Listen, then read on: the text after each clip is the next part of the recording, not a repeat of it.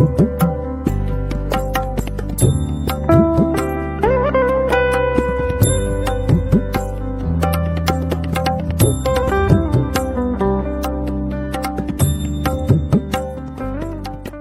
स्वस्तानी परमेश्वरी व्रत कथाको आज 45औं अध्याय अर्थात् 15औं अध्याय कुमारजीले आज्ञा गर्नुहुन्छ। हे अगस्त्य मुनि, त्यसपछि पार्वतीले विवाह भएपछि आफ्ना स्वामीलाई दिने भनेर यत्नपूर्वक राखेको श्री स्वस्तानी परमेश्वरीको प्रसाद 8 रोटी 8 अक्षता 8 बेलपुष्प 8 जनै 8 पान र 8 फुटका सुपारी सगुन समेत ल्याएर, हे स्वामी, हे जगदीश्वर, मैले गरेको तपस्या र मेरो इच्छा अब पूर्ण भयो।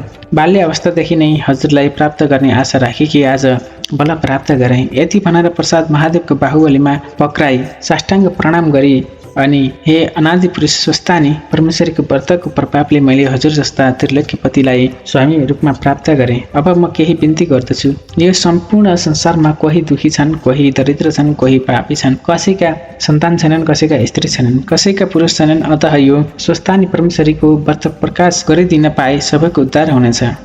यति पार्वतीको वचन सुनेर जगदीश्वर महादेवले आज्ञा गर्नुभयो। हे पार्वती, तिमी धन्य रहेछौ। संसारका दिन दुखीहरूप्रति तिम्रो मनमा यस्तो दयाभाव भएपछि म तिमीलाई यसको उपाय भन्दछु, सुन। यति भने शिवजी त्यसको उपाय भन्न थाल्नुभयो। पहिले तिमी अश्वत्थामा ऋषिलाई डाकेर रसतल अर्थात् पातालमा पठाऊ, त्यहाँ उनले राम्ररी प्रकाश गरिदिनेछन्। यति जगदीश्वर महादेवको आज्ञा पाएपछि जगदम्बा पार्वतीले हवस् भनी अश्वत्थामा ऋषिलाई डाक्न पठाइन्। अनि अश्वत्थामा ऋषि आएर शिव पार्वतीलाई प्रणाम गरी, हे उमा महेश्वर, मलाई अहिले के काम परेर डाकी बक्सियो? त्यो आज्ञा भए मन प्रसन्न हुने थियो। हजुरको आज्ञा पालन गर्न पाए म आफ्नो अहोभाग्य सम्झने थिएँ। यति अश्वत्थामा ऋषिको वचन सुनि पार्वतीजी भन्नुहुन्छ, हे अश्वत्थामा ऋषि, तिमी रसातल पातालमा जाऊ र जहाँ जो दुखी छन्, जो दरिद्री छन्, जो पापी छन्, जसका स्त्री छैनन्, जसका पुरुष छैनन् र जसका सन्तान छैनन्, त्यस्ता व्यक्तिलाई यस प्रकारको विधिले श्री स्वस्तानी परमेश्वरीको व्रत गराऊ र ती सबै दुःखको समुद्रबाट पारि जाउन्, तिनको उद्धार होस्। यति भनेपछि अघि आफूलाई श्री विष्णु भगवानले बताए जस्तै सारा व्रत विधि बताइन् र लौ अब जाऊ भनी विदा गरेर पठाइन्। पार्वतीको आज्ञा सुनेर प्रसन्न भएका अश्वत्थामा ऋषि हवस् भनेर गौरीशङ्करलाई साष्टाङ्ग दण्डवत प्रणाम गरी सरासर रसातल पातालमा जाँदा भए। यता महादेवले यी पार्वती कत्तिकी बाठी रहिछन् जान्नु पर्यो भन्ने मनमा गुनेर कसैले देख्न नसक्ने स्थानमा गरेर लुक्नुभयो। उता महादेवलाई नदेखि जगदम्बा पार्वती यता उता खोज्दै हिँड्न लागिन्। कोही पनि स्वामी पाउन सकेनन् र मनभित्र खिन्न व्याकुलता अनुभव गरी अनेक विलाप गर्न लागिन्। केही बेरपछि कता जानुभयो होला भनी अनेक स्थानमा खोज्दा एक नपत्याउने स्थानमा लुकिरहेका जगदीश्वर महादेवलाई पठाएर भनिन्, हे स्वामी, हजुरले मलाई छलेर किन लुक्नुभयो? म सुन्दरी नभएर हो कि म हजुरको मन परेन र हो कि किन मलाई एक्लै छाडेर अन्त लुक्न जानुभयो? पार्वतीजीको यस्ता वचन सुनि मुखले केही नबोली महादेवजी मनमनै भरिनु भयो। यी पार्वतीले मलाई यसै छाड्ने भएनन्। अब अर्कै रूप धारण गरी वन विहार गर्न जान्छु भने त्यहाँबाट अन्तर्धान भई नेपालको सस्लेमान्तक वनमा एक्लै गएर किरातीको रूप लिई वनमा अनेक जन्तुको शिकार गर्दै हिँड्न लाग्नु भयो। यता महादेवलाई पार्वतीले फेरि देखिनन् र मनमा दुःख मान्दै स्वामीले मलाई किन छल्नु भयो भन्दै मनमा अनेक शङ्का उपशङ्का गर्दै ध्यान दृष्टिले विचार गरेर हेरिन्। अनि जगदीश्वर शिवले सस्लेमान्तक भवनमा किरातीको रूप धारण गरेर शिकार खेल्दै हिँडिरहेको थाहा पाइन् र पार्वतीले पनि जगदीश्वरलाई छक्याउनका निम्ति अत्यन्त राम्री किरातिनीको रूप धारण गरी असाधारण सुन्दरी बनेर अनेक थरीका हावभाव र कटाक्षयुक्त भई सस्लेमान्तक वनमा गएर एउटा ठुलो वृक्षको सघन छायामा विश्राम गर्न भनेर बसिरहिन्। उता रसिक बनिसकेका श्री महादेव पनि वनमा यताउता डुल्दै त्यही आउनुभयो। अनि किरातिनी रूप अनिन्द सुन्दरी पार्वतीलाई देखेर मोहित भई सोध्न लाग्नुभयो, हे सुन्दरी, तिमी को हो? देवकन्या हो कि यक्षकन्या हो कि अथवा नागकन्या हो कि स्वर्गकी अप्सरा रम्बा तिलोत्तमा उर्वरा मध्ये कोही हो?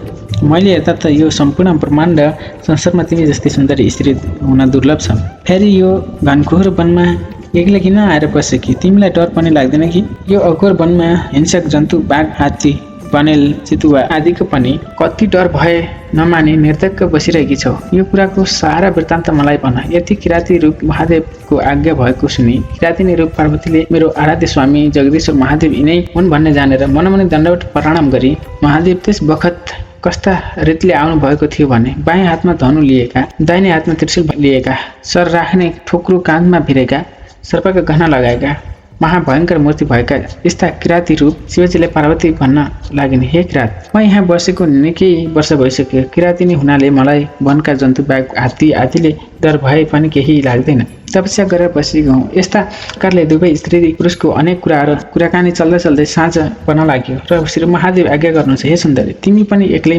रहेछौ, म पनि एक्लै छु।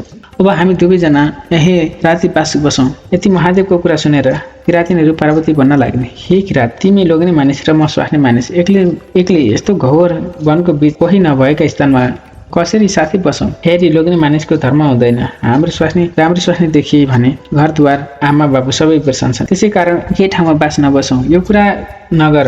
यति किरातिनी स्वरूप पार्वतीको कुरा सुनि किराती स्वरूप महादेवले आज्ञा गर्नुभयो, हे सुन्दरी, यस कुरामा तिमी सन्देह नगर। यति भनेर दुवै स्त्री पुरुष त्यही वृक्ष मुनि बास बसे। त्यस प्रकारले बस्दा बस्दा केही दिन बित्यो। पार्वतीको मनमा यसै बसेर कति दिन निर्वाह गर्ने हो भनी भोलानाथ त सधैँ यसै गरी बसेर पनि दिन बिताउन समर्थ छन्। अब केही युक्ति नगरी भएन भन्ने विचार गरी श्री महादेवलाई छलेर आकाशवाणी भए झैँ गरी भन्न लागिन्, हे जगदीश्वर, हजुरले याद नराखिदिँदा हामी ब्रह्मा विष्णु इन्द्र आदि देवताहरूले साह्रै कष्ट पाइरहेका छौँ। हजुर यसै गरी बसिरहनु भयो भने हामीहरूको उद्धार कसले गर्ला? हे करुणामय, हे वृषभध्वज, अब कैलाशको चर्चा गरी हामीहरूको रक्षा र उद्धार गर्नुहोस्। अनि यस्तो आकाशवाणी भएको सुने महादेवले यो कसलाई लक्ष्य गरेर भनेको होला? म यहाँ आएको कुरा कसैलाई पनि थाहा छैन र देखेको पनि छैनन् भन्दै यताउता चारैतिर हेर्दा पनि कोही पत्ता पाउन सक्नु भएन र देवताहरूले भने होलान् भनी चुप लागि किरातिनी रूप पार्वतीलाई नदेखि चारैतिर खोज्न लाग्नुभयो। अनि पार्वतीले पनि केही थाहा नपाए झैँ गरी फलफुल टिपेर खान लागेकी थिइन्। किराती रूप श्री जगदीश्वर महादेव त्यहाँ पुगेर पार्वतीलाई देखि, हे सुन्दरी, तिमी कहाँ गएकी थियौ? म तिमीलाई खोज्दा कहीँ पाउन सकिन र यहाँ आएको हुँ। यति शिवको वचन सुनेर किरातिनी रूप पार्वती भन्दछन्, हे किरात, भोक लागेर कन्दमूल खोज्न आएकी हुँ, म कहीँ गएकी छैन।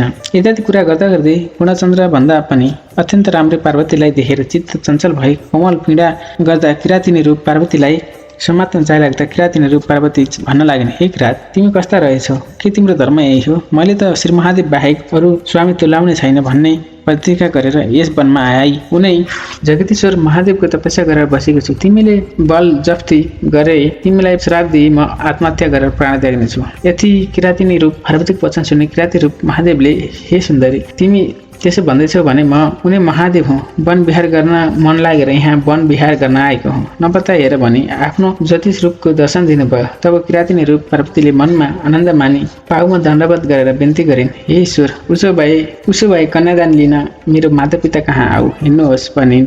महादेवले लो हिँड भन्दै किरातिनी रूप पार्वतीको पछि लागेर जानुभयो। जाँदा जाँदै हिमालय पर्वतका घरमा पुगे अनि महादेवले थाहा पाए यिनी त पार्वती पो रहेछन्। यिनले मलाई छल गरेर आफ्नो मातापिता छेउ ल्याइन्। अब के गरौँ भनी लाज माने अन्तर्ध्यान भएर किरातेश्वर शिवलिङ्ग भएर भीष्मान्त वनको उत्तर भागमा गएर बसिरहनु भयो। फेरि महादेवलाई नदेखेर पार्वतीले अत्यन्त विलाप गरेर दानदृष्टिले विचार गर्दा किरातेश्वर शिवलिङ्ग भएर बसेको थाहा पाएर पार्वती पनि बागमतीमा नित्य स्नान गरी किरातेश्वर शिवलिङ्गको ध्यान गरेर वस्त्र पहिरे धूपदीप नैवेद्य चढाए पूजा गरी तपस्या गरिरहिन्। पार्वतीले स्नान गरेकी हुनाले त्यो स्थानको नाम गोरीघाट हुन गयो। जो मानिस गोरीघाटमा स्नान गरी किरातेश्वर शिवलिङ्गको दर्शन गर्नेछ त्यस व्यक्तिको समस्त कष्ट निवारण होला, लक्ष्मी प्राप्त हुनेछन् र यस लोकमा सुख सम्पत्ति पाएर शिवगण भनेर कैलाशपुरीमा बस्न पाउनेछन्। कुमारजी आज्ञा गर्नुहुन्छ, हे अगस्त्य मुनि। यस प्रकार पार्वतीले कठोर तपस्या गरेको देखेर आशुतोष भगवान शङ्करजी प्रसन्न भई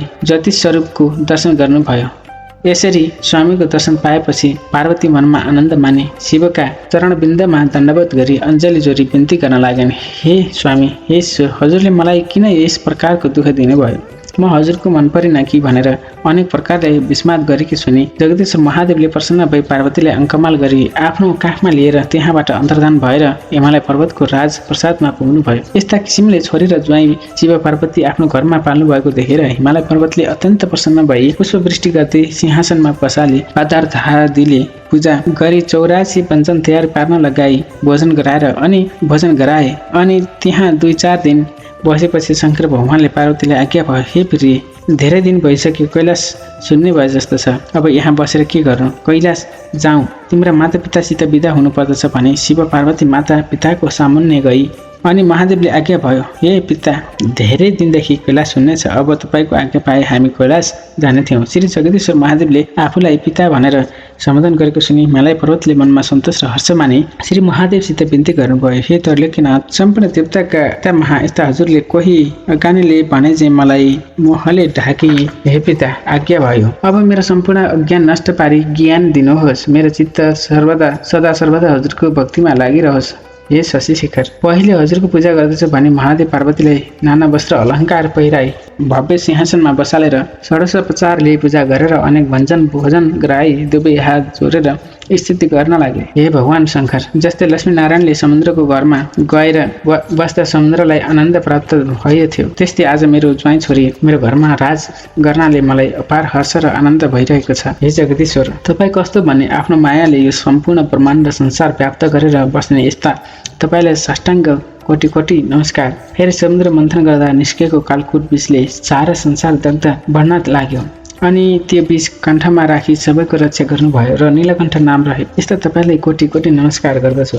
हे विश्वेश्वर, हे विश्वम्भर, फेरि स्वयं सृष्टि गरी आफै संहार गर्ने यस्ता तपाईँलाई कोटि कोटि नमस्कार छ। हे परब्रह्मा, पापिष्ट त्रिपुरासुर दानवलाई मार्दा तपाईँको रथको सामग्री कस्तो थियो भने स्वयं पृथ्वी नै रथ, सुमेरु पर्वत, धनुष, शेषनाग, त्यस धनुको ताँदो, 4 वेद, रथका 4 अश्रु, चन्द्र, सूर्य, रथका पाङ्रा, ब्रह्मा, सारथी, विष्णु स्वरूप बाण गरेर मार्ने यस्ता तपाईँलाई कोटि कोटि नमस्कार। हे योगेश्वर, स्थावर पनि तपाईँ, जङ्गमा पनि तपाईँ, यमका पनि यम तपाईँ, नारायण भगवान पनि तपाईँ, मृत्यु पनि तपाईँ, कालका काल पनि तपाईँ, गुणका गुण पनि तपाईँ, देवताका देवता पनि तपाईँ, अनाथका नाथ पनि तपाईँ, विश्वरूप मूर्ति पनि तपाईँ, आदि मध्य र अन्त्य पनि तपाईँ, अष्टवसु पनि तपाईँ, द्वादशादित्य पनि तपाईँ, देवकाल पनि तपाईँ, ब्रह्माण्ड संसारमा सम्पूर्ण पापीका हृदयमा निवास गरी पाप पुण्यका साक्षी भइरहेका पनि तपाईँ। हे वृषभध्वज, तपाईँको महिमा वर्णन गर्न चतुर्मुख ब्रह्माको पनि सामर्थ्य छैन र 1000 जिब्रा हुने शेषनागले पनि बल पुग्दैन तथा स्वयं सरस्वतीले पनि सक्दिनन् भने मेरो शक्ति कसरी पुग्नेछ? अतः मेरो कोटि कोटि नमस्कार स्वीकार गर्नुहोस्। यस्ता प्रकारले मलाई पर्वतले स्तुति गरेको सुनि महादेवजी प्रसन्न भई हाँसीले मुख गरी आज्ञा भयो, हे गिरिराज हिमालय, तिम्रो भक्ति देखेर म सन्तुष्ट भएँ। सदा सर्वदा मेरो भक्तिमा चित्त लगाई मेरो कैलाश पद प्राप्त गरे। अब हामी जान्छौँ भने हिमालय पर्वत र मेनिकासित विदा भएर आफ्नो बुढो वृषभमा चढी पार्वतीलाई काखमा राखेर कैलाश पर्वतमा पुगी प्रथमगढ वरिपरि राखी आनन्दले रहनुभयो। यति श्री स्कन्द पुराणे केदारखण्डे माघ महात्म्ये कुमार अगस्त्य संवादे श्रीस्वस्थानि परमेश्वर्यं व्रतकथायां शिव पार्वती कैलाश पर्वेषु नाम 15 अध्याय। यसरी श्री स्वस्थानि परमेश्वरी व्रतकथाको अध्याय 15 समाप्त हुन्छ।